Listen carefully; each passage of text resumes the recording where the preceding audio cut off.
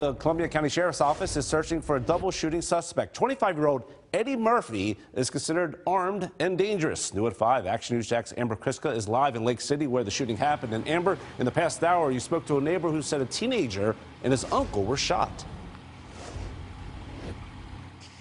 She says it's a miracle this 16-year-old boy is alive. He was shot 5 times. Deputies say a masked man walked into this home with a gun and demanded cash. When they refused to give him the cash, deputies say he shot them both and then took off.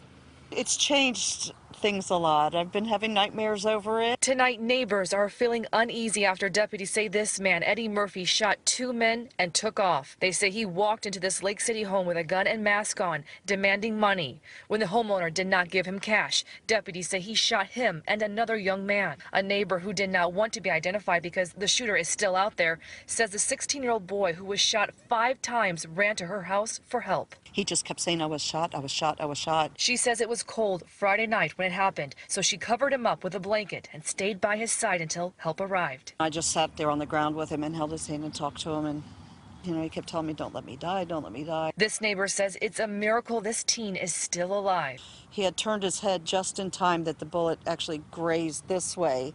It did a lot of damage to his forehead, but it didn't go into his brain. The one in his side stopped just before it hit his spine. The one in his hip stopped just right before it hit his intestines.